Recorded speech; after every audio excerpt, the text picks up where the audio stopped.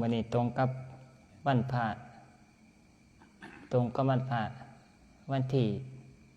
กระถึกวันที่15พอดีวันที่15เดือนธันวาคม2567ตรงกับวันพระพอดีวันพระก็15ค่ำขึ้น15ค่ำเดือน1เดือนอ้ายนะ15ค่ำตรงกับวันพระวันที่กับวันพระ15ค่ำตรงกันพอดีเป็นวันธรรมสวนะ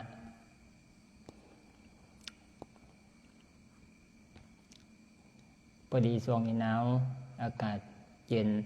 เมื่อใด2 มื้อประมาณ2 มื้ออากาศหนาวอากาศเย็นนะมาปฏิบัติธรรมจำศีลนะในบรรยากาศนะในบรรยากาศเห็นบอกหันเปิดเทศหลวงพ่อเลียบให้ฟังหลวงพ่อเหลื่อมนี่สิเป็นศิษย์หลวงปู่สายวัดป่าน้องยาวเคยหูยินชื่อเคยผ่านอยู่บ่พ่อแน่นเคยไปหลวงปู่สายตามที่อาตมาได้ยินก็คืออันวัดหัวน้ำนี่แต่กี้ก็เป็นอันวัดเป็นสายของอันหลวงปู่สายนะแล้วก็วัดป่าน้องขอนนะอยู่ตรงข้ามกับอันโรงเรียนโดมปฏิวิทยานั่นก็เป็นวัดหลวงปู่สายเด้สายหลวงปู่สายคือกันนะบักใหญ่หนึ่งอันก็ใหม่ก็มือก็บักใหญ่หนึ่งต้นย่างนะวัดหลวงปู่สายสายหลวงปู่สายซะสมัยตะเตนรุ่นเก่านะรุ่นช่วงที่เพิ่นมีลูกศิษย์ลูกค้าก็เจ้าไปทุดงไปปักกฏมหันบ่มีก็เจ้าก็สร้างวัดแต่ว่าไปมาบานพระเนนผู้ไปอยู่บ่ได้หรือบ่กระเซิกแน่วัดก็เลยห่างต่อไปต่อมาบานพ่อมีพระเจ้าประสงค์นะขึ้นมาก็จะคอยไปอยู่แทนซ้ำกับพระนามของเฮานี่นะก็มีพระมาอยู่แทนแม่นห่างเนี่ยแต่ว่าก็ห่างอยู่ช่วงนึงนะก็มีผู้อยู่แทนคือเก่านะสมัยเก่าโดนหลวงปู่สายหลวงปู่ชาในเขตนั้นจังหวัดอุบลเฮาหลวงพ่อเหลื่อมนี่เพิ่นสิเป็นลูกศิษย์หลวงปู่สายบวชตั้งหลวงปู่สายเวลาพรรษาหลายขึ้นนะผลนิสัยแล้วก็ไปทุดงแล้วก็ไปอยู่นำหลวงปู่ชานี่ฮักปานเด้หลวงปู่เหลื่อมนี่เหลื่อมเด้ออ่างบ่แม่นเหลี่ยมนี่สิเป็นเจ้าวาดวัดหนองบัวพงตัวนี้หลวงปู่เหลื่อมออ่างนะสิหลวงปู่สายก็ไปฝากโตหลวงปู่สายนี่เอาไปฝากให้หลวงปู่ชาเบิ่งเอาซอยบอกซอยสอนนะถ้ามาฟังจากหลวงพ่อเหลื่อมเพิ่นเบา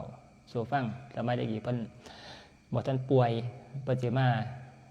พักอยู่วัดธรรมเรื่อยเวลามางานกฐินงานหยังต่างๆนะก็ไปกราบไปฟังเพิ่นบอกเกี่ยวกับเรื่องการไปธุดงค์นะประสบการณ์การฝึกหัดปฏิบัติต่างๆนะครูบาอาจารย์เพิ่นมีความสามารถเกี่ยวกับเรื่องพวกนี้นะสมัยแต่เก่าแต่ก่อนกูเมื่อนี่เพิ่นก็ยังมีชีวิตอยู่แต่ว่าร่างกายบ่อำนวยบ่ได้ไปไสอยู่วัดป่าโสภานะหลวงพ่อเพิ่นนนก็เคยไปอยู่ตัวเคยพาไปบ้านเกิดเพิ่นนะเห็นบ่นั่นน่ะหลวงพ่อเหลื่อมนะเพิ่นถือว่าเป็นครูบาอาจารย์องค์หนึงนะแถวในเขตของเฮาแต่มันคือบ่ขึ้นในเบิ่งบ่ได้เพิ่นเข้ามาเบิ่งเดียว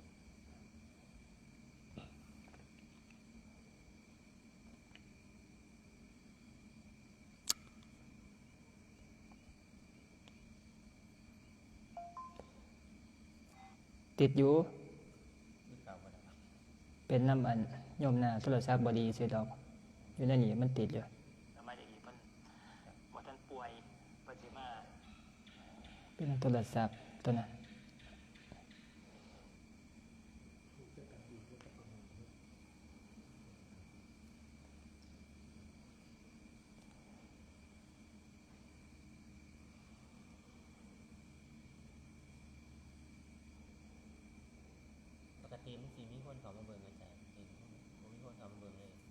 เอากลางคืนเขาเจ้าก็หนาวเขาเจ้าก็นอน บ่เดี๋ยวก่อนอย่างนี้นะ บ่ไปหยังดอก เอาเบิ่งคนเดียว มันเปลี่ยนแบบนี้เขาเจ้าไปหน้าเขาเจ้าก็เบิ่งน้ำกลนะบ่ต้องไปอันนี้มัน คิดว่ามันสิเป็นหยัง บ่ได้เกี่ยวกันกับอันนั้น เพราะว่าไลฟ์สดมันกูเบิ่ง ก็เจ้าก็นอนผู้นอนผู้บ่ทันนอน เวลาเขาเจ้าก็เบิ่งย้อนหลังนะช่วงตอนไล่นี่เขาเจ้านะคันบ่อันนี้อีหลีคนเบิ่งบ่เป็นงานบ่เป็นการนี่ก็บ่หลายนะ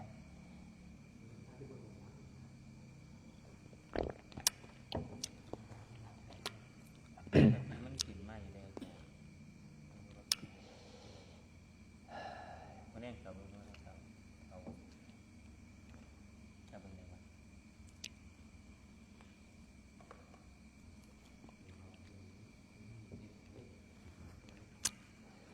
แถวเขตอยู่ในอันจังหวัดอุบลนะก็จะมีหลวงปู่ชาหลวงปู่สาย แต่ว่าอยู่หลุดหลวงพ่อจงเนี่ยก็จะมีหลวงพ่อเหลื่อมหลวงพ่อบรรจงหลวงพ่อเข็มตะกี้ก็หลวงพ่อสิทนนะที่ครูบาอาจารย์ที่มีคุณธรรมนะมีชื่อเสียงในการปฏิบัติธรรมนะตัวนี้สมัยรุ่นช่วงยุคนี่ละยุคเข้านี่ละนะแต่ว่าครูเมื่อกับครูบาอาจารย์ก็เริ่มป่วยนะเฒ่าไปก็ป่วยนะบ่สบายแต่ละคนไก่สิเบิดว่าละคือว่านั่นสินะสมัยตะกี้เพิ่นคุยประสบการณ์ต่างๆสู่ฟังเพิ่นเข้าสมาธินี่เพิ่นใส่เวลาประมาณ2นาทีเพิ่นว่าใส่เวลา2นาทีกำหนดนะเพิ่นเว้าอยู่อันกุฏิหลวงพ่อวัดธรรมสมัยตอนที่เพิ่นมานอนพักคืนมาก่อนนั่นกฐินนะก็เว้าถามธรรมะครูบาอาจารย์เว้าสู่ฟังเพิ่นเว้าสู่ฟังนะเพิ่นใส่เวลาประมาณ2นาทีนะกำหนดเข้าจิตก็ร่วมสงบนะเข้าสู่สมาธินะนี่เว้าหมายถึงว่าความเร็วความช้าในการกำหนดแต่ละคนนี่บ่คือกันนะกำหนดอุบายแต่ละคนบ่คือกันบางคนก็ใส่คำพุทโธ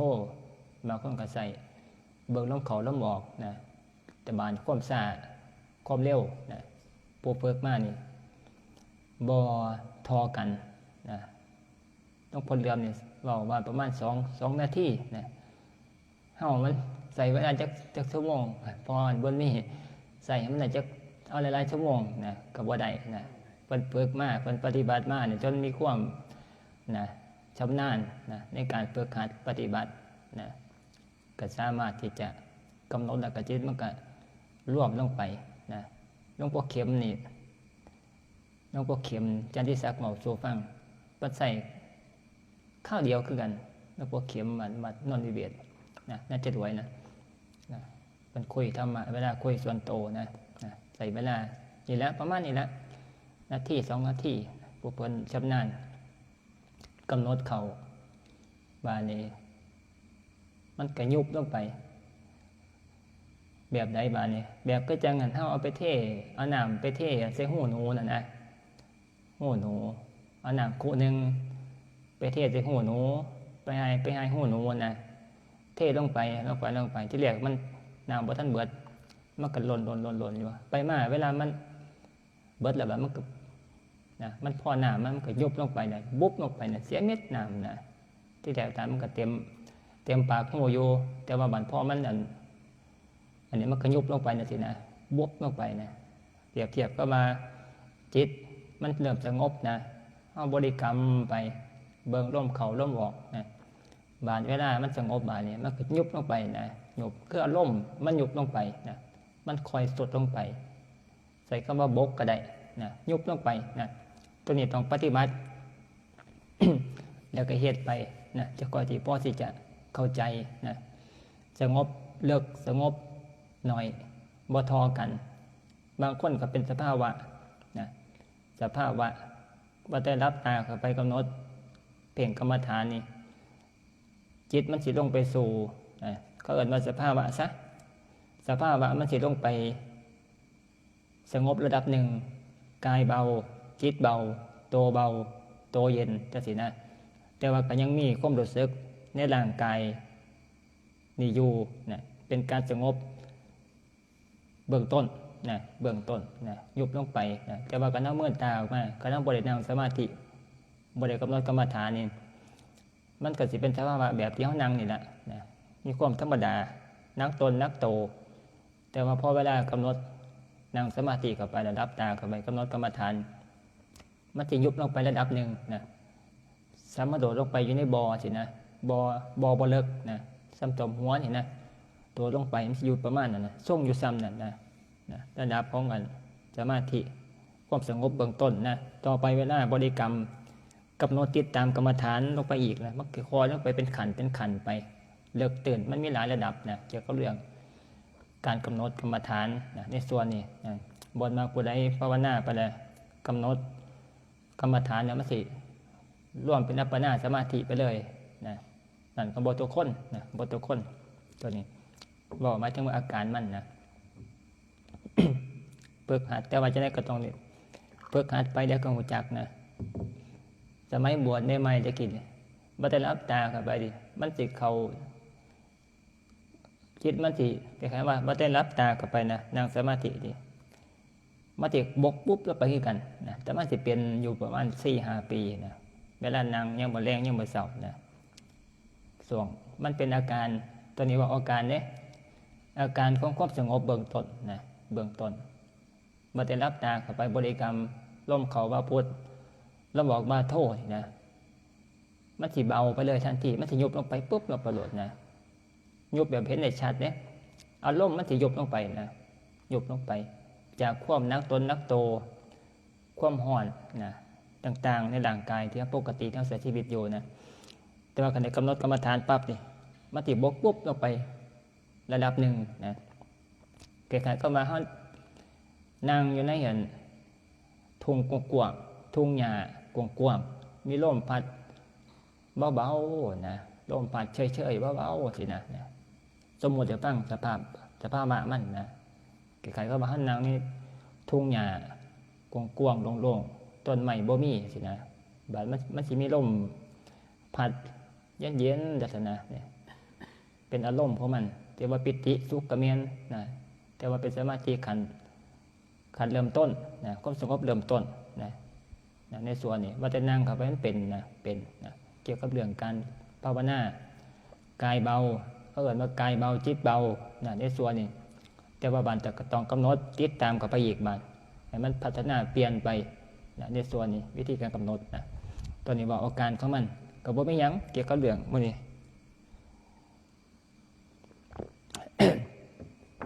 แต่ว่ามันก็สามารถสิเฮ็ดให้คนติดตาม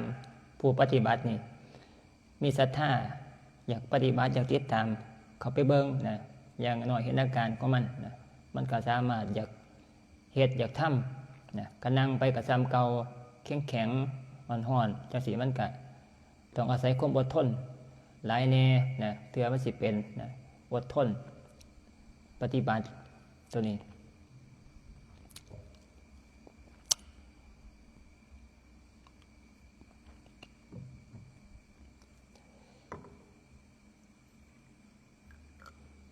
มีโยมมัน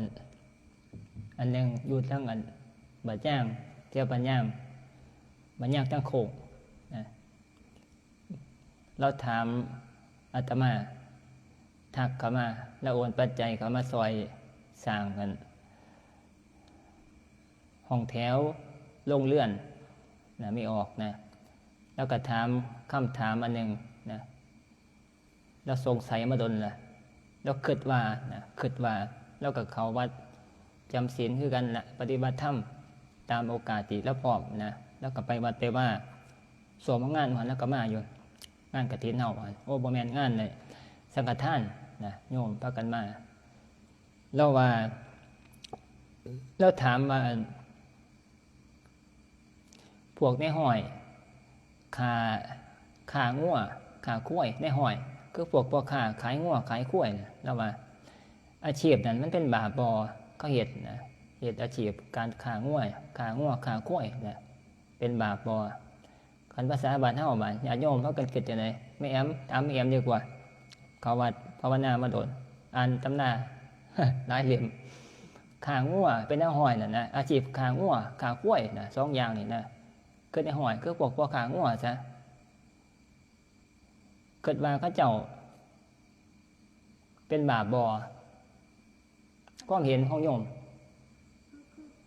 ปัจจุบันนี้ขน่อยคิดว่านาสิบาปขน่อยเพราะว่าเข้าขานี่มิแต่เขาสิเอาไปขาหลายกว่าสิเอาไปเลี้ยงขนาดเอาไปเลี้ยงนี่ก็สิส่วนหน่อยสิเอาไปเป็นแม่พันธุ์เนี่ยขน่อยที่ว่าส่วนใหญ่ก็สิเอาไปเลี้ยงแล้วก็เอาไปขาขายสินะขน่อย เป็นบาปก็มีบ่ แม่นขน่อย พวกเมื่อนี่ เป็นบาปซะสิส่วนใหญ่ซะขน่อยความคิดของหน่อยเดี๋ยวนี้ บ้านนี้คันเราเป็นแบบก็สมัยเก่าเป็นพวกแนวห้อยเนี่ยที่เขาตอดงัวไปขายกันภาคกลางสินะจะสิเด้เป็นแนวนี่สมัยเก่าเกิดว่าจังได๋ ตั้งแต่สมัยเก่ามันก็สิมีการเลี้ยงเอาไปเลี้ยงเฮ็ดหน้าแต่ว่าคุมื้อนี่เขาเศร้าเฮ็ดหน้าเด้ขน่อย กูเหมือนเขาสิเป็นลักษณะที่ว่าเอาไปขาซะส่วนหลายเนาะ แม่น ไปขาส่วนหลาย เคยได้ยินเพิ่นบอกกันจังซี่กับทุกเพศว่าเอาแม่ไปลูกนี่ก็คากินจังซี่นะค่ะ ก็จังเขาไปขาอยู่อันร้านงัวอยู่อันแถววารินนั่นเนาะตลาดงัว แม่นค่ะหน่อย แถวนั้น เพราะว่าหมู่คนหนึงอยู่อันสำโรงนี่เธอไปหาสิเอาหัวที่ตุกๆลูกนี่ก็แยกไปต่างหากแม่ไปต่างหากว่าไปตาสังเวชแห้งค่ะหน่อย ภาคลูกภาคแม่มัน แม่นค่ะหน่อย ภาคลูกภาคแม่มัน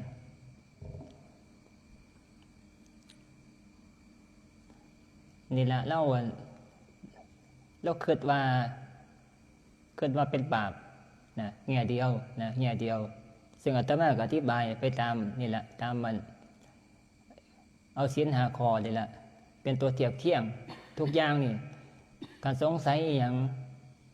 อาชีพหยังแล้วก็การเฮ็ดอิหยังต่างๆเอาศีล5 ข้อแล้วเป็นตัวไปเทียบเทียงนะประกอบกันเขาว่าสิ่งนี้จัดเขาอยู่ในจะเป็นบาปบ่หรือบ่เป็นบาปนะเอาศีล5 ข้อในเมื่อ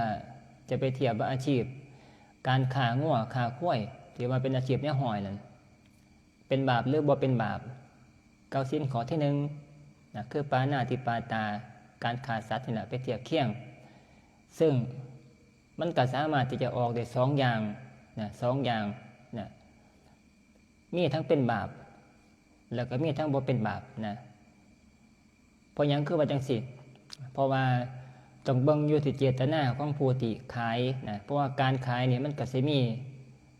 หลายการขายนะขายแบบแบบขายเป็นฝูงแบบขายมื้อสู่มื้อจังซี่นะแบบสมมุติว่าคือจังงั้นเฮาเฮ็ดไร่เฮ็ดนานะเฮาขายให้กับเพื่อนร่วมหมู่บ้านจังซี่นะเขาขาดงัวขาดควายไถนาหรือแม้แต่ว่าขาดงัวเอาไปเทียมเกวียนก็สมัยแต่เก่าแต่ก่อนเขาเทียมเกวียนนะเอาไปลากเกวียนจังซี่นะคันเขาเจ้าซื้อไปแต่ก็ขายไปแบบเทบ้านเฮาธรรมดานะความหมายก็คือว่าบ่ได้เจตนาที่จะขายเอาไปให้เขาไปฆ่านะขายบ่ได้เพื่อว่าจะให้เขาไปฆ่านั่นก็บ่เป็นบาปนะก็บ่เป็นบาปนะถือว่าเป็นการแลกเปลี่ยนนะเพื่อว่าที่จะเอาเงินเข้ามาบำรุงครอบครัวเจ้าของนะในส่วนนี้บ่มีเจตนาในการให้เขาไปฆ่าก็บ่เป็นบาปแต่ว่าถ้าเกิดว่าเขามีเจตนาว่าหูอยู่ว่าเขาสิเอาซื้อเอาไปฆ่านะสมมุติว่าคือจังเขามีงานแต่ง งานแต่งหรือบอกงานอย่างต่างๆงานตายก็ตามสร้างนะเขามาขอเสืองัวเสือข้วยเพื่อว่าที่จะเอาไปล่มเอาไปเลี้ยงปูคนนะสิก็ต้องหัวจักเพียง4 บาทเขาขายไปนะก็ถือว่าเป็นบาปนะแต่ว่าบาปแห้งบาปคอยนะปีเรื่องหนึ่งแต่ว่าถือว่าจัดอยู่ในเป็นบาปนะการฆ่าเองจะค่อยเป็นบาปแห้งแต่ว่าการเขาเอาไปเอาสื่อเอาไปฆ่านะก็ต้องเบิ่งเจตนานะบาปแห้งบาปคอยนะตัวในส่วนแต่ว่าก็จัดในส่วนที่เป็นบาปนะจะมาส่วนนี้มันสามารถที่จะออกได้2 ด้านตัวเบิ่งเป็นไล่ไปนะเป็นบุคคลไปนะในส่วนนี่แหละแต่ว่าอาตมา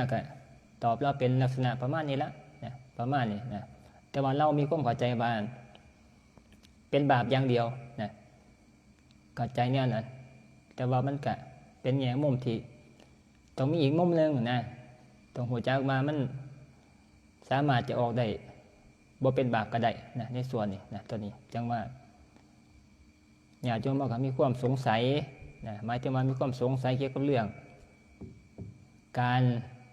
อาชีพนะการปฏิบัติอาชีพนะสงสัยนี่แหละคนนั้นปฏิบัติธรรมคนเขาวัดเขาว่าเนี่ยสิมีความคิดไปในเรื่องการเสียชีวิตต่างๆนี่แหละนะสงสัยเรื่องนั้นบ้างเรื่องนี้บ้างเป็นธรรมดานะเป็นเรื่องธรรมดาเพราะว่าคนปฏิบัติธรรมนะก็ไปเทียบเคียงกับบุคคลเพื่อนก็สินะ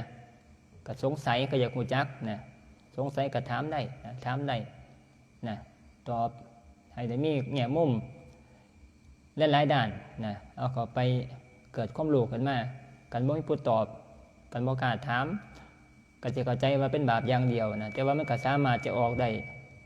หลายแง่นะความหมายอาตมาบอกสินะในส่วนนี้ ทุกอย่างมันก็บ่ตายโตจะได้ก็ร่วมอยู่ในอนิจจังเห็นบ่ธรรมะพระพุทธเจ้าเนี่ยไตรลักษณ์รวมลงกันอนิจจังทุกขังอนัตตา3อย่างเนี่ยเป็นธรรมสุดยอดนะสุดยอดนะในส่วนนี้แซมก็เจ้าขายหมา ขายพวกสุนัขเห็นบ่สุนัขพันธุ์ขายสุนัขพันธุ์เลี้ยงไม่ขายเป็นอาชีพหนึ่งที่ว่าเป็นบาปนะก็บ่ได้นะบ่ได้เบิดก็บ่ได้ไปฆ่านะให้เข้าใจว่าพวกสัตว์สารสิ่งต่างๆเหล่านั้นเกิดขึ้นมาเพื่อใส่กรรมอยู่แล้วนะบ่คือมนุษย์นะพวกสัตว์ต่างๆนี่เกิดขึ้นมาเพื่อว่าใส่กรรมนะคนสิขายนะคนสิเลี้ยงนะในส่วนนี้นะเป็นเรื่องของอำนาจของคนนะคนเพราะว่าคนมันมีกำลังหลายกว่าสัตว์นะก็สามารถที่จะเลี้ยงได้นะเลี้ยงได้แล้วก็ขายได้นะก็สามารถเป็นบาปได้บ่เป็นบาปได้นะกันพวกสัตว์ป่าคืองัวป่าหรือแม้แต่สัตว์ป่าไปจับมาเอามาเลี้ยงเอามาขังไว้นี่ก็ถือว่าเป็นบาปอยู่นะเป็นบาปเพราะสัตว์สารสิ่งมันมีชีวิตอยู่ของมันโดยความเป็นอิสระอยู่ถ้าไปจับมาจะสินะไปพาเขาเจ้ามาจากชีวิตของเขาเจ้าโดยธรรมชาติเขาเจ้านะโดยความเป็นอยู่ของเขาเจ้านะมันก็เป็นบาปแต่ว่าบาปพวกงัวพวกข้วย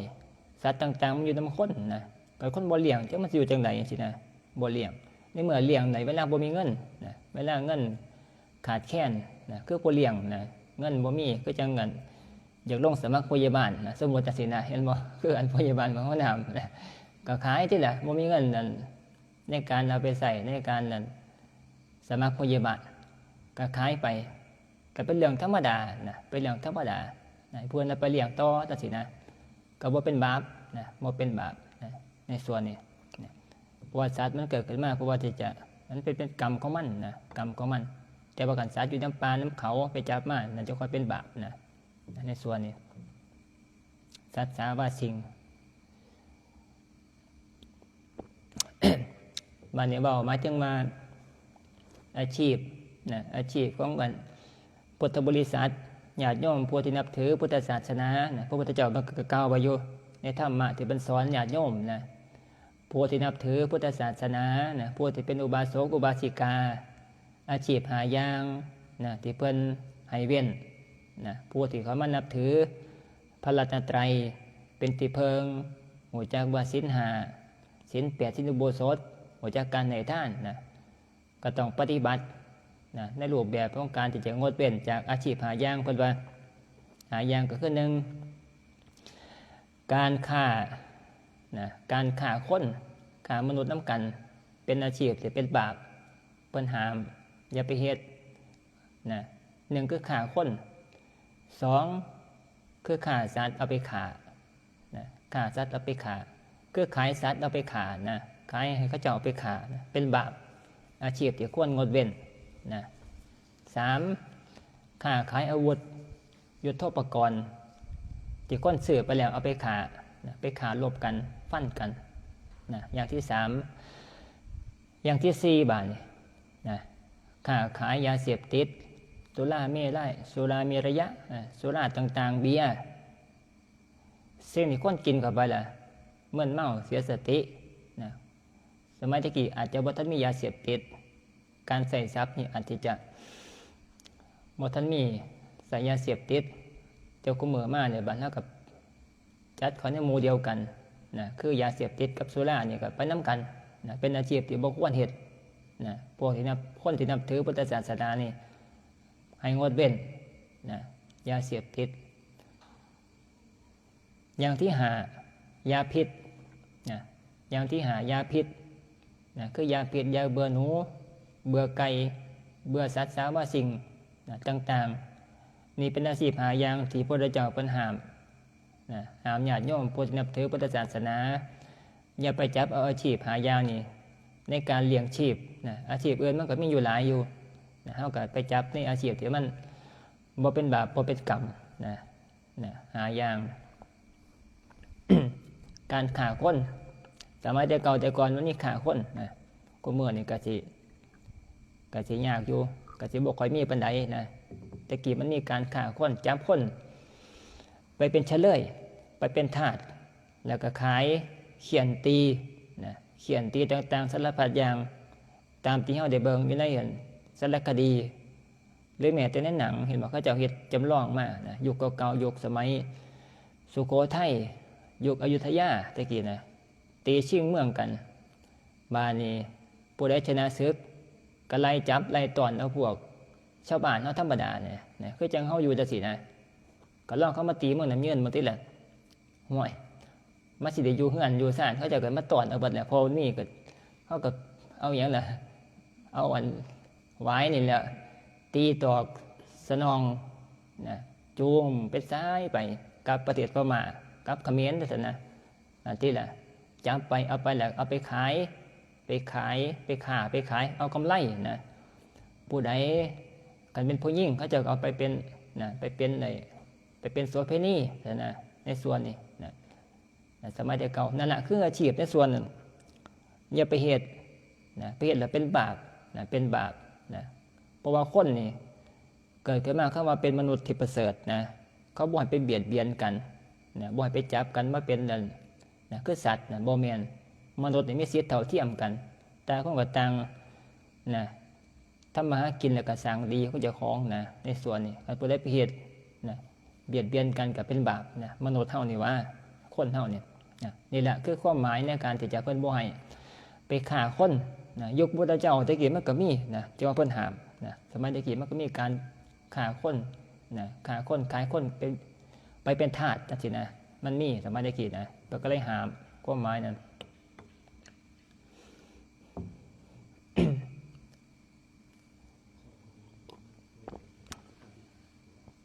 บาทนี่อย่างที่สองบาทนี่ฆ่าสัตว์นะฆ่าสัตว์เอาไปให้เขาไปฆ่าก็จะมาบอกว่าฆ่าง้อฆ่าข้วยนะนี่แหละไปจับสัตว์มาเอามาขังไว้พวกคนมาเสือไปฆ่านะคือพวกเขาเจ้าขายไปสู่โรงเชือดนะโรงเชือดนะพวกนั้นเป็นอาชีพที่เป็นบาปนะเป็นบาปไปจับนกจับสัตว์ป่ามาเอามาขังไว้แล้วไปจะขายเขาไปฆ่าแล้วสินะเป็นบาปเป็นกรรมนะพวกที่นับถือคนที่นับถือพุทธศาสนาเลยให้เว้นนั้นในส่วนนี้เมื่อแต่พวกฟาร์มก็ดีฟาร์มสัตว์ต่างๆนะที่เขาไปเลี้ยงแล้วก็ให้เขาพวกตลาดสดมาซื้อเอาไปขาจังซี่นะในส่วนของกุมารนี่เขาก็บ่อยเฮ็ดกุมารก็มีงัวเขาเจ้าเปียวอยู่ใส่กุมารพวกนี้เอางัวไปขายเนื้ออยู่แล้วมันตลาดสดมันมีงัวอยู่ใส่อยู่ใส่นั่นเงินเฮาไหมมีอยู่บ่ก็มาซื้อน้ำทบานมีคนอยู่น้องทับที่เอามาแบบหัวหน้าทุกวันอังคารแต่ว่าพฤหัสก็ไปซื้ออายุหม่องเดียวเพิ่นบ่อยู่ตลาดนัดฮะหัวเขาไปขายกับตลาดหัวนี่แหละค่ะอ๋อตลาดหัวพี่เอาอยู่พุ่นแล้วเนาะเอาไปตลาดใหญ่มากเอามาแต่ในตลาดหัวมันมีหลายอย่างมันบ่แม่นแต่เอาไปขายไปเลี้ยงไปเลี้ยงก็มีนั่นแหละมันเอาได้2อย่างเท่านี้นะเอาได้2อย่างคันเอาไปเลี้ยงก็บ่เป็นหยังนะแต่ แต่ว่าก่อนเอาไปขาเนี่ยคือมันก็เป็นบาปนี่แหละคือปัญหามนะปัญหามผู้ที่เอาขาเอาไปขานะไปขานะไปขานะเป็นบาปเป็นกรรมบางคนมันก็เนาะก็คือจะเขาเลี้ยงไว้เนาะคืออันเขาเลี้ยงไว้นี่แหละที่แรกก็เลี้ยงไว้ก็ฮักมันอยู่นะเลี้ยงไว้จะใส่งานไถนาอยู่ของเจ้าของนี่แหละไปมาบานนี่ลูกอย่าได้เมียจังซี่นะแม่นบ่ล่ะลูกอย่าได้เมียบ่มีเงินก็ขายติล่ะขายเอาเงินน่ะมาแต่งเมียสินะการที่ว่าเป็นบาปก็บ่ได้ได้บานแม่นบ่ล่ะแต่ว่าขายคือเขาบ่ได้ซื้อไปฆ่าดอกบ่ฮู้จักว่าเขาจะไปฆ่าสินะก็ได้เงินมากก็เอามาแต่งเมียให้ลูกสินะมันก็ได้นะในส่วนนี้แต่ว่ามันออกได้2อย่างนี่แหละคืออาชีพอย่างที่2นะเพิ่นห้ามฆ่าสัตว์เพื่อไปฆ่าเพิ่นบอกไว้อย่างดีเด้พระพุทธเจ้าว่าห้ามทำอาชีพฆ่าสัตว์เพื่อนำไปฆ่าเพราะก็ว่าสินะเห็นบ่อยู่ในนักธรรมมันก็มีอยู่ในหนังสือนั่นเพิ่นก็บอกนะนี่แหละคือความหมายธรรมะเว้านะอย่างที่2อาชีพอย่างที่2บานอาชีพอย่างที่3บานก็คืออธิบายนะอย่างที่3คือการขายอาวุธต่างๆที่ยกตัวอย่างของเมื่อก็คือการระเบิดนิวเคลียร์พวกปืนเห็นบ่ต่างๆอาชีพต่างๆพวกอาชีพพวกมันนั้นเป็นอาชีพที่สร้างบาปไปในโตเฮ็ดไปแล้วก็เป็นบาปนะสมัยแต่เก่าแต่ก่อนเขาเจ้าก็ขายดาบขายหอกขายธนูนะอาชีพพวกเอาให้เขาเจ้าไปซื้อเอาไปฆ่ากันลบกันเป็นบาปทุกเมื่อมันก็เป็นอาชีพพวกเบ็ดจังซี่นะเห็นบ่ถ้าจะนำอำเภอเฮาเนาะก็เบ็ดนั่นแล้วห่วยเบ็ดมองว่าซั่นติล่ะเว้าง่ายๆนะเข้าใจง่ายๆนะพวกเบ็ดพวกอิหยังต่างๆเนี่ยเครื่องมือพวกนั้นคือหมายถึงว่าผู้ที่นับถือพุทธศาสนาเนี่ยเขามาสู่ล่มของเงินพระรัตนตรัยแล้วคือให้เว้นอาชีพนั้นนะพอเฮ็ดไปแล้วมันก็ค่อยสะสมบาปไปเรื่อยๆนะนักเที่ยวมันก็บาปบ่แห้งบาปค่อยบาปหนักขึ้นอยู่กับสิ่งที่เฮาเป็นชิ้นนะเป็นอันไปนะ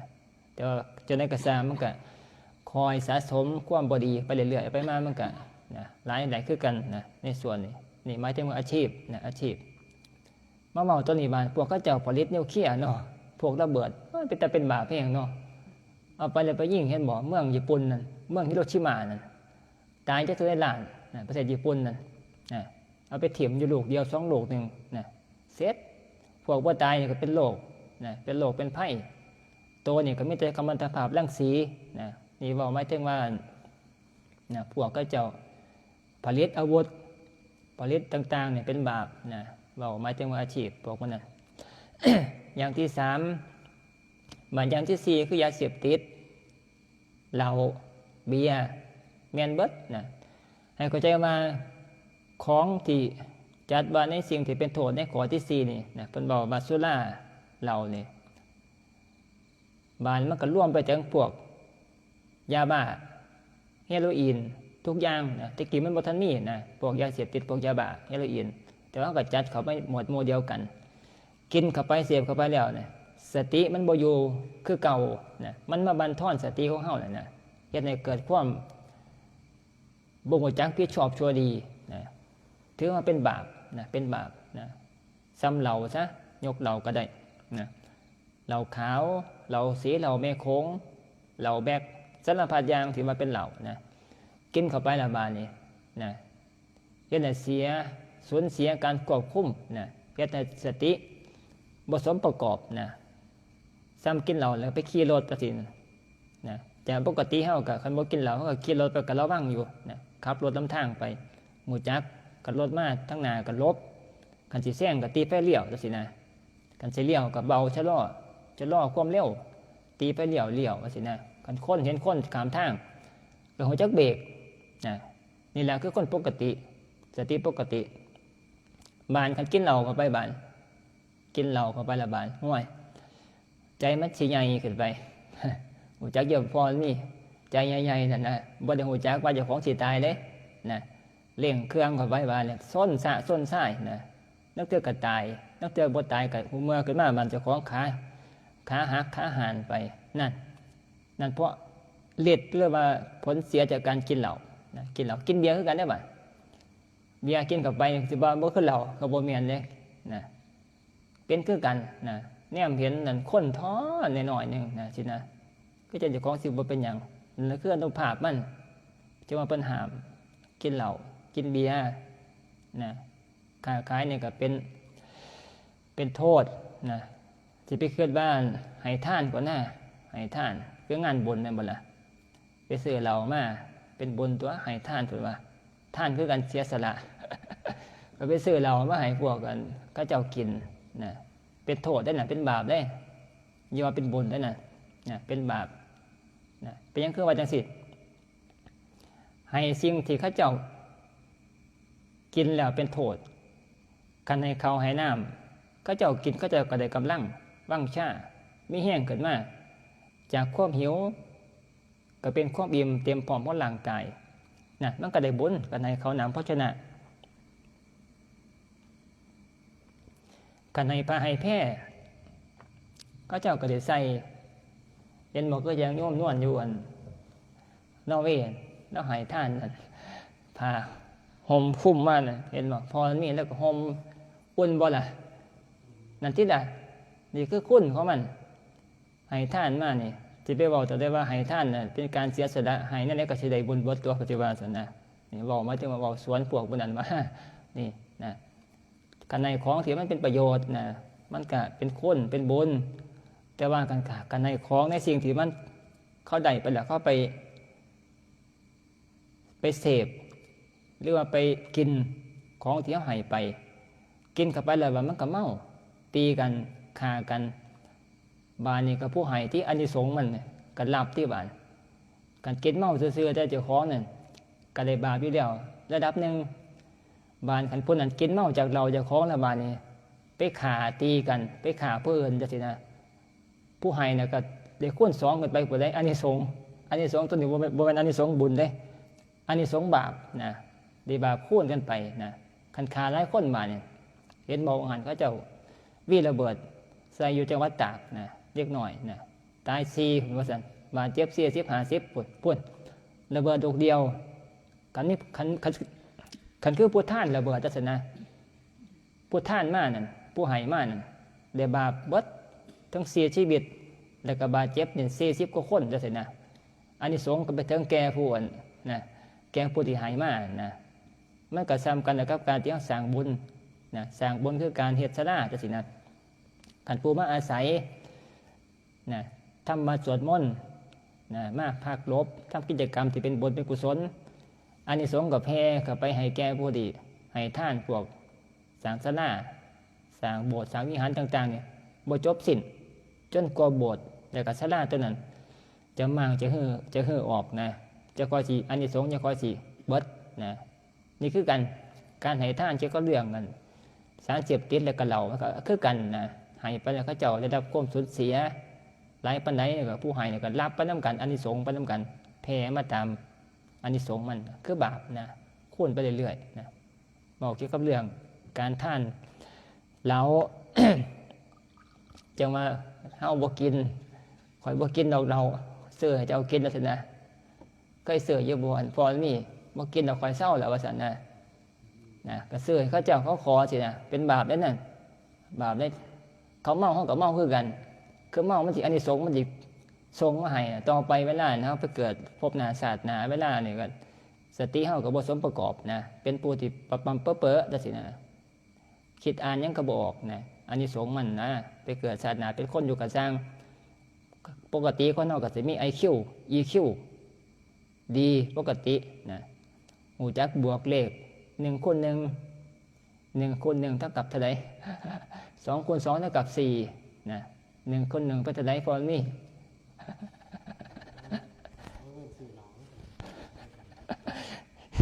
นั่นละหมายถึงว่าผู้ที่นะปกติเฮาวันนี้นะเฮาบ่ได้อันนี้เฮาก็สามารถรู้จักคูณเลขบวกเลขกระทึกบานอานิสงส์จากการท่านยาเสพติดท่านเหล่านะมาเกิดเป็นคนได้อยู่นะบานมาฮอดแล้วมันก็มาบ่ฮู้จักนะสติปัญญาบ่สมประกอบในคืออานิสงส์ผลจากการให้ท่านเหล่ายาปลาปิ่งพวกของเสพยาเสพติดต่างๆนะนี่คือผลมันอานิสงส์มันนะ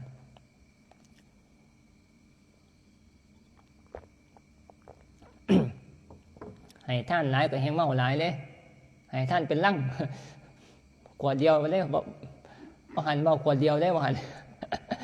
กันให้เป็นลั่งนะอย่างเขากินบ่พอให้เป็นลั่งแห้งคุ้นเป็นหลายบาดนี่บาปหลายนั่นนะบาปเย็นบ่แล้วคนสิบวชแห่นาคอย่างดีจัดงานบวชบักใหญ่โตจ้างรถแห่มาน่ะกินเหล้าเมายาไปมานาคบ่ได้บวชซ้ำนั่นเถื่อนาคก็ตายขอรอนะตีกันข้างงานบวชเอาไปมาเนี่ยมันก็จักสิบนะนั่นแหละคืออานิสงส์จากการกินเหล้าฮะเราหมายถึงว่าท่านเหล้าเป็นบาปเนี่ยอย่างที่สี่นะเราจักสิไอ้ท่านยาบ้าเฮโรอีนการเดียวกันยาบ้าเนี่ยก็เฮ็ดให้สติบ่สมประกอบทำลายสมองนะในส่วนนี้บางอย่างสุดท้าย ยาพิษนะยาพิษนะพวกเขาเจ้าค้าขายยาพิษไปเบื่อหนูเบื่อสัตว์สาว่าสิ่งเบื่อหมานะก็เป็นบาปเป็นกรรมนี่แหละอันนี้อาชีพหาอย่างที่พระพุทธเจ้าเพิ่นห้ามนะชาวพุทธบริษัทญาติโยมผู้ที่นับถือพุทธศาสนาเนี่ยเข้ามาแล้วก็งดเว้นนะก็สามารถสิไปบั่นทอนนะเฮ็ดให้บ่สามารถจะบ่เป็นคุณงามความดีไปได้เพิ่มขึ้นไปเรื่อยๆนะเฮ็ดให้มันดรอปนะดรอปคุณงามความดีนะบ่สามารถจะเลื่อนขึ้นไปได้นะเรื่อยๆนะมันสิเป็นบาปเป็นกรรมนี่ล่ะ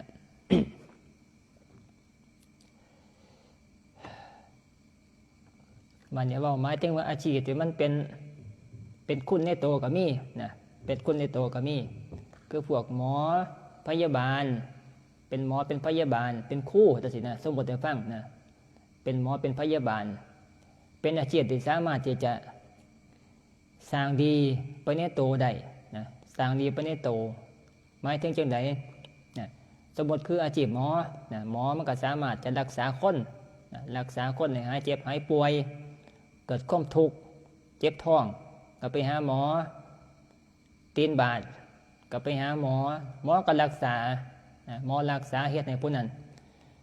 หายจากความทุกข์หายจากความเจ็บไข้ได้ป่วยนั่นมันก็ได้บุญนะแต่ว่าหมอต้องเป็นผู้ที่รักษา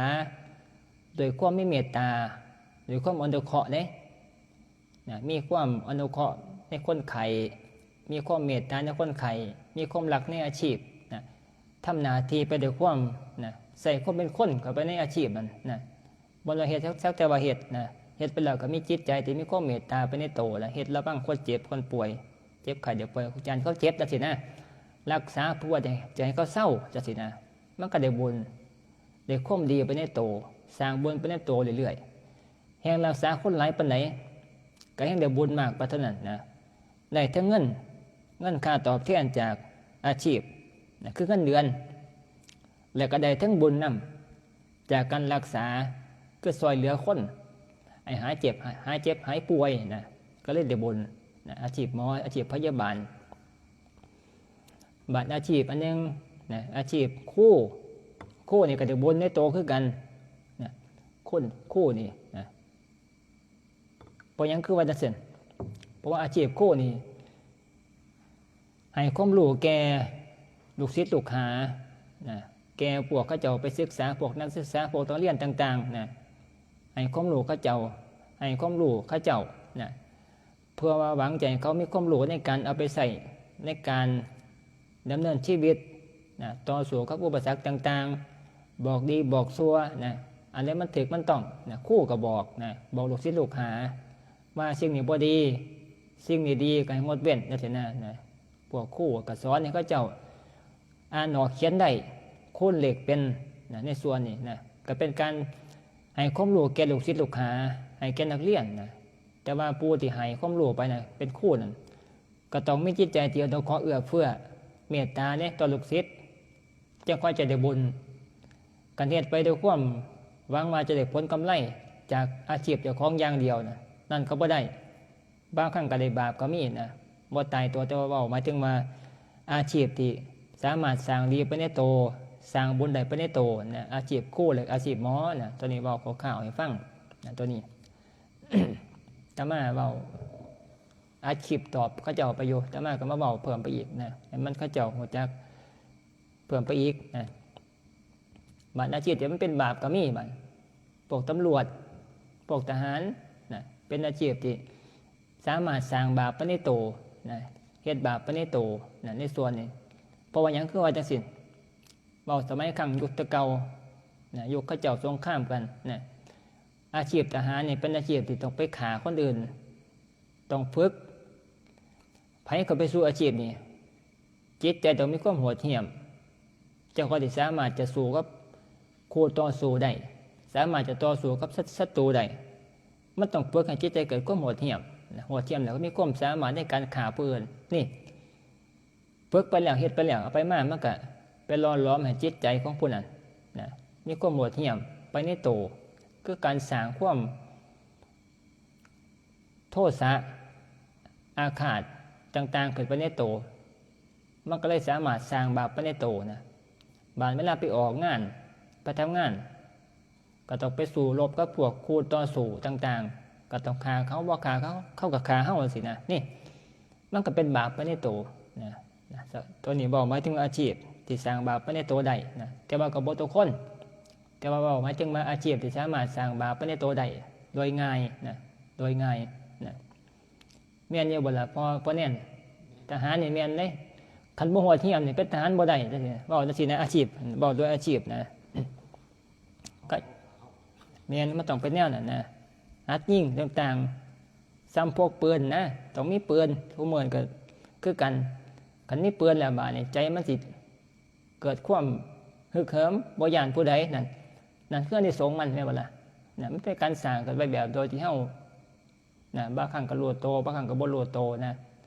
เฮ็ดให้จิตใจมีความโหดเหี้ยมต่างๆเกิดเป็นในโตเลยนะตัวนี้บอกอาชีพทหารนะอาชีพทหารพวกพระโพธิสัตว์แม้แต่เราผู้ที่บำเพ็ญบารมีเขาเจ้าสิพยายามสิเว้นอาชีพนี้นะเขาบ่อยากเกิดในยุคที่เขาเจ้ามีการลบล้างฆ่าฟันกันนะ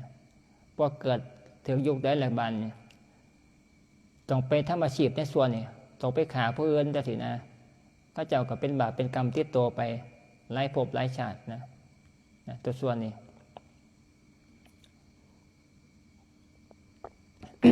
ตัวนี้บอกทหาร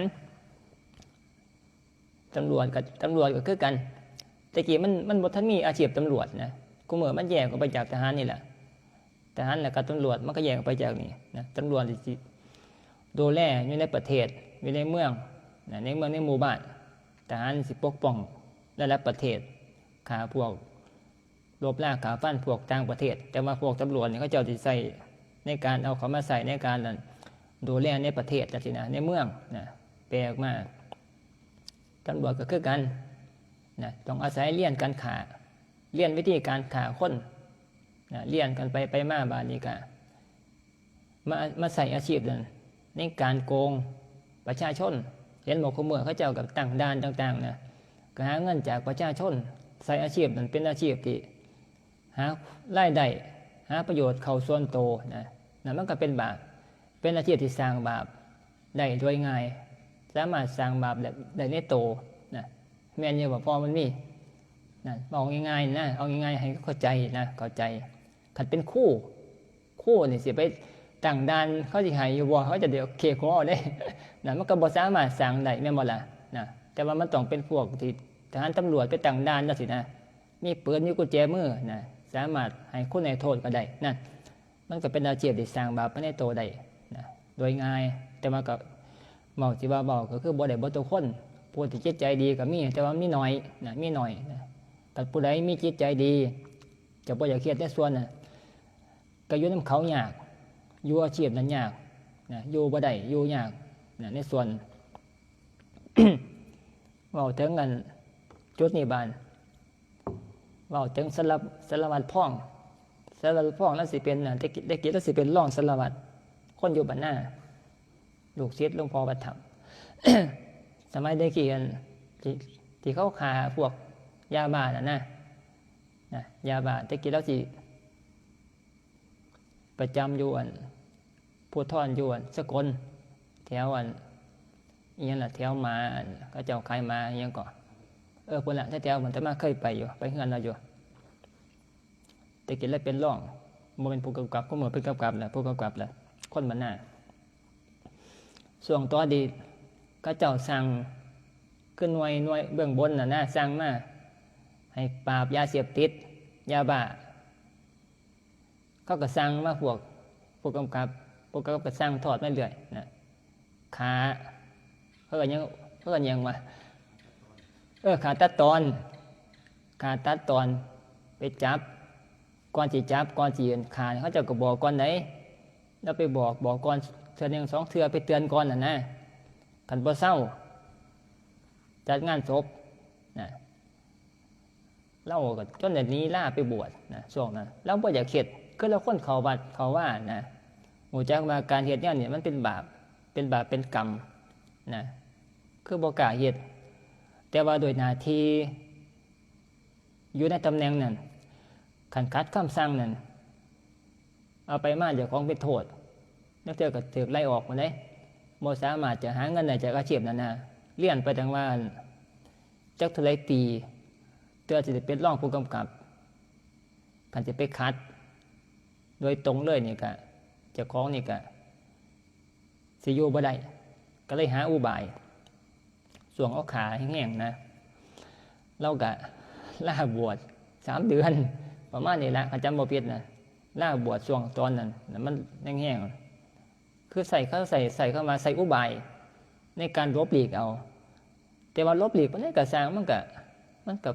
บ่พ้นมันก็มีเล็กๆน้อยๆคือเก่ามันน่ะนะในส่วนนี้นะไปมามันก็ได้บาปคือกันพวกเงินต่างๆที่เขาเจ้าให้ใต้โต๊ะแล้วสิบ่เอาแล้วสิเอาไปลูกน้องแล้วบ่เอาแล้วบ่แต่ขี้ได้บ่มือบ่จักนะตอนนี้ว่าหมายถึงว่าเป็นอาชีพนะที่มันสามารถสร้างบาปสร้างกรรมได้โดยง่ายนะในส่วนนี้คันบ่เฮ็ดคือเขาก็อยู่บ่ได้นะมันเป็นสังคมไปแล้วเขาเมื่อนะเรื่องพวกนี้นะไปมากก็เลยเป็นการสร้างบาปสร้างกรรมไปในตัวในอาชีพนะตอนนี้บอกหมายถึงอาชีพนะอาชีพนะ จะว่าเฮาญาติโยมนี่เฮ็ดอาชีพเกษตรกรรมเกษตรกรนี่นะถือว่าเป็นอาชีพที่สมบูรณ์แล้วนะสามารถจะมาจำศีลก็ได้ปฏิบัติธรรมให้ทานก็ง่ายสามารถจะสร้างคุณภาพของจิตใจเนี่ยก็ได้ง่ายนะแต่ว่าก็สิบ่รวยนะบ่รวยผู้รวยก็มีผู้บ่รวยก็มีนะแต่ว่าหมายถึงว่าเป็นอาชีพที่อิสระบ่ถูกเจ้านายบังคับข่มเหงนะพวกเขาเจ้ามีเจ้านายเอาไปมาก็บ่สามารถเป็นตัวของตนเองนะต้องเฮ็ดไปตามเขาเจ้าสั่งไปมาก็บีบคั้นตลอดชีวิตนะจนกว่าจะเกษียณราชการนะต้องถูกเจ้านายเป็นผู้บังคับบัญชานะคันบ่เฮ็ดเนี่ยก็ย่านเจ้าของถูกไล่ออกนะนั่นคือเขาเจ้าถูกบีบคั้นแต่ว่าเฮาบาดเนี่ยเกษตรกรเฮาก็เฮ็ดไปตามความสามารถเจ้าของนะบ่ได้ถูกผู้ใดบีบคั้นจนเกินไปเบิดแห้งก็ถือกันลงแป้งพวกเขาเจ้ารับซื้อของนั่นล่ะบีบหัวเอานะขายมันก็บ่ได้ค่าเฮ็ดว่าซั่นจังซี่นะแต่ว่าเฮาก็บ่มีผู้ใดมาบังคับเฮาอยู่ในขณะที่อยู่ให้เฮานะอยู่เฮือนเฮานะขี้ข้านก็บ่ต้องเตือนก็ได้แม่นบ่พอนี่กะว่ามื้ออื่นจังซี่นะขี้ข้านข่อยเมื่อยข่อยไข้เด้อซั่นนะก็บ่ไปบอกแม่แอมมาข่อยเมื่อยเด้อขี้ข้านเด้อบ่ไปมื้ออื่นจังซี่นะก็บ่ไปนะก็บ่เป็นหยังแต่ว่าบ้านถ้าเกิดว่ากันเป็นลูกจ้างเขาเจ้าห้วยสิไปบอกว่าบ่ไปนี่บ่ได้เด้นะเขาเจ้าสิไล่ออกเขาสิจดไว้นะจดไว้เจ้าขาดงานจักมื้อสินะเฮ็ดผิดจักเทื่อเขาเจ้าก็สิไล่ออกนะเป็นอาชีพพวกเขาเจ้าว่าเว้าหมายถึงว่าพวกเขาเจ้าที่มีเจ้านายเป็นหัวหน้างานนะที่เขาเจ้าจองจำตลอดชีวิตจนกว่าสิเกษียณอยากไปวัดไปว่านี่ก็ลำบากนะติดขัดต่างๆไปเบิดนะไปจำศีลคือเฮานี่มาจำศีลคือเฮานี่ก็บ่ได้นะลางานเขาเจ้าก็บ่ให้ลานะที่บวชก็ยังบวชบ่ได้นะค่างานบ้านเฮานี่ห้วย เอาความง่ายให้เจ้าของนี่ก็ง่ายนะให้ท่านไปจำศีลอยากบวชนี่ก็สามารถบวชได้นะเพียงแต่ว่าพร้อมบ่นะเขามาโกนหัวข้าวเดียวนะบวชปฏิบัตินะปฏิบัติจักปีก็ได้เบิดนะคือพอนี่บอกมาแอมสินะข่อยลาบวชได้จักปีนะ3 เดือนมันหน่อยโพดบ่คักเอาจักปีนึงไปโลด2 ปีก็ว่าไปนั่นก็สามารถเฮ็ดได้นะเฮ็ดได้นะคุยกันให้มันแล้วสินะ คุยกันก็สามารถเข้ามาได้นะปฏิบัติธรรมนะมันก็สามารถสร้างบุญได้บักใหญ่โตเลยนะอันนี้ส่วนนี้ กันอยู่ได้ตลอดชีวิตก็แห่งดีนะจังซี่มันก็ง่ายนะแต่มาเว้ามาถึงอาชีพเฮาเนี่ยมันก็ถือว่าอุดมสมบูรณ์นะอาชีพเกษตรกรนะแม้แต่หลวงปู่มันหลวงปู่เสาตะกี้เพิ่นก็เป็นลูกชาวไร่ชาวนาเฮานี่ล่ะเพิ่นก็จะค่อยออกบวชนะปฏิบัติธรรมจนสามารถบรรลุธรรมเป็นอรหันต์นะในส่วนนี้แต่ก็ยกไว้จากพระพุทธเจ้า พระพุทธเจ้านี่สิมาเป็นอาชีพชาวไร่ชาวนาเฮานี่จะค่อยไปตรัสรู้เป็นพุทธเจ้านี่บ่ได้เด้เป็นหยังคือว่าจังซั่นเพราะว่าเขาใส่เข้ามาวันนะคันคนวันนะต่ำไปตรัสรู้เป็นพุทธเจ้ามันบ่สามารถจะยอมรับได้ทั่วถึงนะมันต้องเป็นวันนะที่สูงส่งที่สุดในยุคนั้นนะเมื่อเกิดในวันนะที่สูงที่สุดในขณะนั้นแล้วก็จะค่อยได้ออกบวชได้ตรัสรู้เป็นพุทธเจ้าบัดมาสามารถเผยแผ่พุทธศาสนานี่ไปได้ทุกวันนะสามารถไปบอกกับพวกกษัตริย์ก็เจ้าก็เชื่อฟังเขาให้ความเคารพนะให้ความเคารพไปพื้นฐานเพราะว่าหยังเพราะว่าฮู้จักว่าเพิ่นนี่ออกมาบวชจากวรรณะกษัตริย์นะแต่ก่อนนี่สมัยเป็นโยมนี่เคยเป็นกษัตริย์มาก่อนนี่มันก็มีความเกรงใจมีความเคารพกันอยู่ในพฤติกรรมอยู่แล้วนะแต่ว่าบางก็สมมุติว่าคันเป็นเกษตรกรเกษตรกรรมเป็นลูกชาวไร่ชาวนาเฮาไปออกบวชแล้วก็เป็นพุทธเจ้าบานี่มันก็บ่สามารถที่จะยอมรับได้ทั่วถึงนะเขาสมมุติว่ากันพวกกษัตริย์เนาะเขาเจ้าฮู้ว่าเพิ่นนี่เก่งก็สร้างตรัสรู้เป็นพุทธเจ้าก็สร้างแต่ว่าวันนะนี่มาจากวันนะที่ต่ำวันนะที่เป็นเกษตรกรเกษตรกรรมเขาก็บ่ยอมรับนะมันก็บ่สามารถจะเอาธรรมะไปเผยแผ่ไปบอกสอนแก่บุคคลได้หลากหลายนะก็เจ้าปิดกันก็เจ้ากลางกันนะในส่วนนี่ละเหตุผลเกี่ยวกับเรื่องพระพุทธเจ้าต้องเกิดในวันนาที่สูงที่สุดในยุคนั้นนะมันค่อยสามารถจะแผ่ขยายศาสนาไปได้กว้างไกลนะสามารถเผยแผ่ศาสนาแล้วก็บอกสอนในบัตทุกวันนะจากสูงลงมาต่ำมันก็ง่ายแต่ว่าคันบอกสอนจากต่ำไปสูงนี่นะเฮ็ดได้ยากศาสนาบ่กว้างไกลนะในส่วนนี้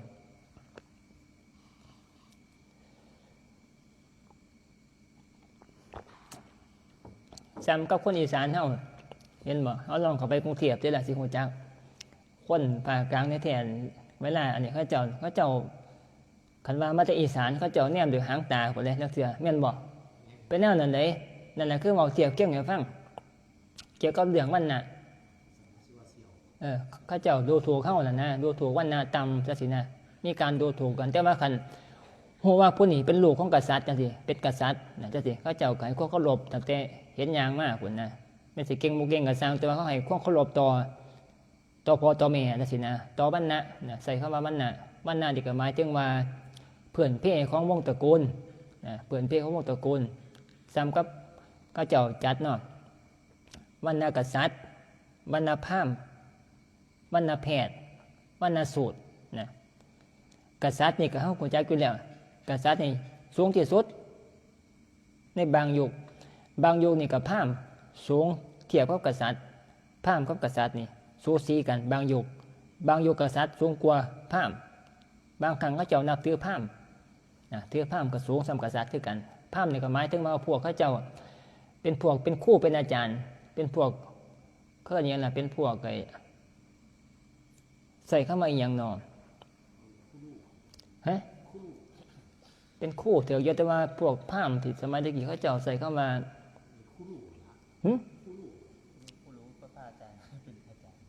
ฮะพวกเสนาบดีเป็นอามาตย์ตัวแม่น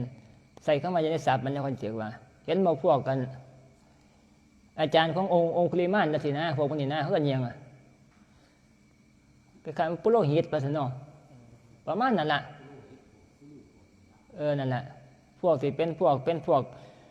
สามารถชี้นำทางกษัตริย์ว่าเวลาเขาเจ้าสิไปรบต่างๆเขาเจ้าก็ไปปรึกษากับพวกพราหมณ์ก่อนนะให้เบิ่งเกี่ยวกับเรื่องนั่นแหละ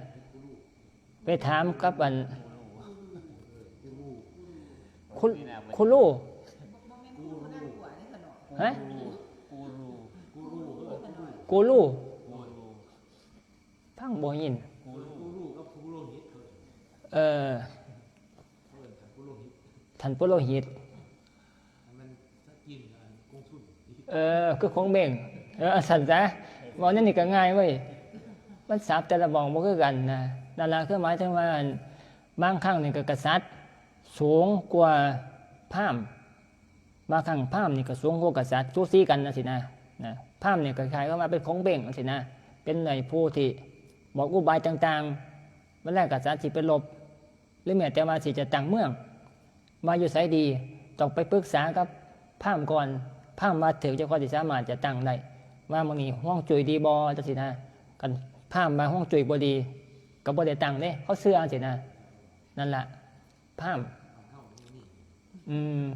บ้านเฮาก็มีแม่นอยู่ดอกนั่นแหละคันเพิ่นว่าบ่ได้ได้ขัดแต่ได้บัดขัดผีเพิ่นว่านั่นเป็นแนวนั้นนั่นน่ะเป็นมาโดนแล้วนั่นล่ะคือพราหมณ์บ้านต่อไปมรณะอย่างที่3บ้านกษัตริย์พราหมณ์แพทย์สูตรกษัตริย์พราหมณ์แพทย์นี่สิเป็นพวกพ่อค้าพวกพ่อค้าพวกต่างๆพวกทำงานเกี่ยวกับเรื่องพ่อค้านี่แหละพวกแพทย์กษัตริย์พราหมณ์แพทย์สูตรจันทานตะกี้มันสิมีแค่4ตัวจันทานนี่สุดท้ายอย่างที่5มันเกิดมาใหม่พวกมันนี่ผสมกันต่ำที่สุดจันทานนี่เขาถือว่าวันนาที่ต่ำแห้งเขาเหยียดเลยแหละแต่ว่าเว้าตัวอ่อนแพทย์ซะก่อนแพทย์กับพวกพ่อค้ายังพวกต่างๆพวกเป็นเจ้าเป็นนายอยู่แต่ว่าอย่างที่3กษัตริย์พราหมณ์แพทย์สูตรส่วนที่ก็พวกกรรมกรเกษตรกรรมเฮ็ดไร่นาธรรมดาวันนาของอินเดียเดี๋ยวก็วันนาพวกเขาเจ้าเกิดอยู่ในชมพูทวีปสุดท้ายมาก็จันทานอย่างพวกผสมขามนะเขามาตกต่ำแห้งเขาบ่ให้นับอยู่ในวงเลยเขาดูถูกแห้งอย่างที่5จันทานตัวนี้นี่นะหมายถึงว่าวันนะเกี่ยวกับเรื่องเขาเจ้านับถือกันถือกันมาตัวนี้พระพุทธเจ้าต้องไปเกิดอยู่ในกษัตริย์เท่านั้นบ่กษัตริย์กับพราหมณ์2อย่างเนี่ยเท่านั้นเวลาจะมาตรัสรู้เป็นพระสัมมาสัมพุทธเจ้าตัวนี้อาจารย์ผู้มือเข้าไปยังนับถือบ่ขนาดนับถือคือเก่าบ่ได้เบิ่งข่าวบ่อันนั้นไอ้อีหยังนั่นลูกสาวนั่นสิไปอยู่อินเดียนั่นลูกสาวสิไปแต่งงานกับพวกจันทานพวกต่างๆพวกเขาเจ้าพ่อแม่บ่ยินยอมเขาเจ้าฆ่าลูกสาวถิ่มเลยเด้ย่อมฆ่าลูกสาวถิ่มเลยพ่อฆ่าลูกสาวถิ่มดีกว่าจะให้ลูกสาวไปแต่งงานกับผู้ที่วันหน้าที่มันต่ำกว่าเขานี่ออกข่าวเรื่อยตัวอินเดียแม่นบ่แต่มาเบิ่งอยู่แน่อยู่เป็นจอบเป็นนายเนี่ย เขาถือแห้งแต่ไหนว่ามันธรรมดาในอินเดียพวกประเทศเขาเจ้าให้เข้าใจโดยว่าลูกเจ้าของเนี่ยมันยังเดือนดันเนาะมันไหนเดือนดันที่ไปแต่งงานกับสามีที่เจ้าของมักลักษณะแต่ว่าพ่อแม่บ่ให้บ่ยอมบ้านนามันต่างกันบอกบ่ฟังเอาไปมาอุ้มลูกขาถิ่มเลยนั่นปุ่นไหนเผาถิ่มเลยเป็นข้าวคู่มือกับมีหลายกันเบิ่งโทรศัพท์สิเห็นปุ่นไหนมันธรรมดาในบ้านเฮาสิอันนั้นบ่สิไปกล้าฆ่าลูกเจ้าของอยู่บ่พระเจ้าฆ่าถิ่มเลยเขาถือเกี่ยวกับเรื่องวันน่ะวันน่ะที่ต่ำเขาก็บ่ให้ลูกสาวไปไปเอามาเขาเฮือนจังซี่มันเป็นแนวนั้นตัวนี้เว้าอยู่คู่มือไหนขณะนี้กฎหมายควบคุมอยู่ก็ยังเฮ็ดปานนั้นบ้านยุคตะกี้บ้านเขาเจ้าบ่มีกฎหมายควบคุมแนวนี้โอ้ยเขาเจ้าฆ่าถิ่มเผาถิ่มเลยบ่ธรรมดาเลย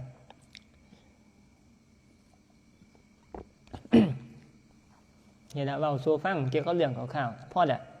ไปปิด